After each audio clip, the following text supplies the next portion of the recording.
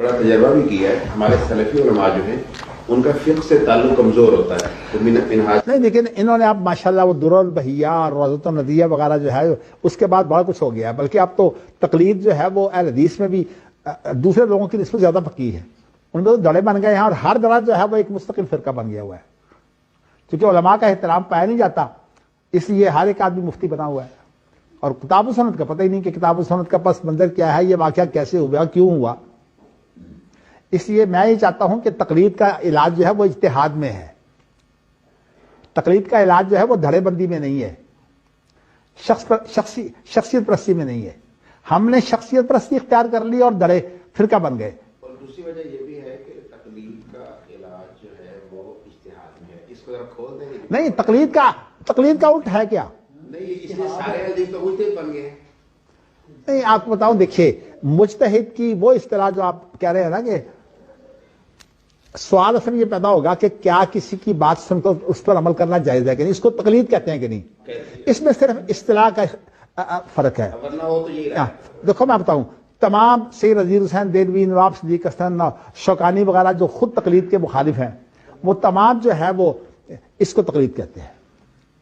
لیکن فلانی نے یہ سوال پیدا کر دیا کہ یہ تقلید نہیں ہے، یہ اتباع ہے۔ یہ اصل میں الفاظ کا صرف فرق ہے، احتیاط کی صورت ہے۔ اقاض و ہمم اولی الابصار جو کتاب ہے نا فلانی کی، اس نے کہا کہ نہیں، اصل میں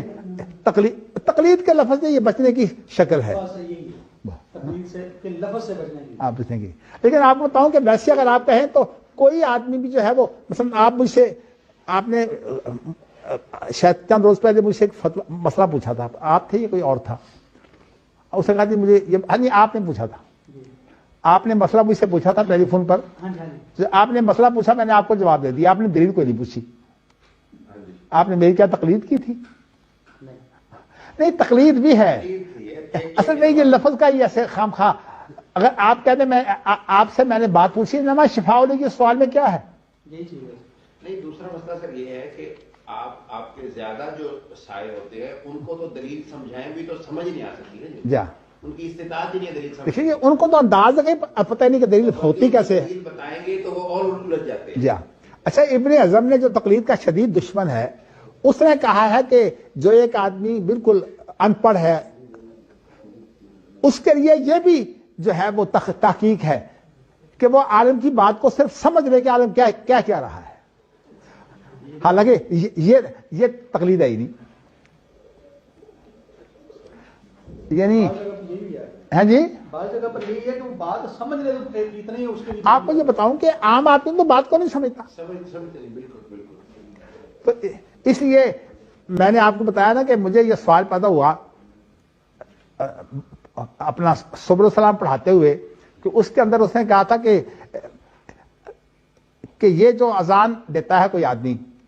تو اذان دینے کے بعد اس کی جو ہے وہ دوسرے لوگ بات مان لیتے ہیں اور نماز کے لیے آ جاتے ہیں، تو اس میں تقلید کی دلیل موجود ہے۔ تو میں نے اپنے بزرگ جو محدث روپڑی تھے ان سے کہا کہ جی بات یہ ہے کہ تقلید کی یہ دلیل جو کہہ رہا ہے سامانی، یہ تقلید، اس میں تقلید کی دلیل ہے؟ کہتے ہیں نہیں۔ میں نے کہا کیوں نہیں؟ کہتے ہیں تقلید ہوتی ہے اجتہاد کے اندر، روایت کے خبر میں، یہ خبر ہے کہ وہ خبر دے رہا ہے کہ ابھی اب ٹائم ہو گیا، تو اصل میں بات یہ استاد کے پاس بیٹھ کر جو باتیں ہوتی ہیں نا، تو اس لیے تقلید کا حل بھی اجتہاد میں ہے۔ ہمارے اہل حدیثوں کو جو ہے وہ اجتہاد کی محنت کرنی چاہیے، لہٰذا جو عالم کی باتیں مانتے ہیں تو اسے تقلید نہیں کو مجتہد نہیں ہوتا۔ جی، اس لیے فَاسْأَلُوا أَهْلَ الذِّكْرِ إِن كُنتُمْ لَا تَعْلَمُونَ دو جگہ آیا ہے،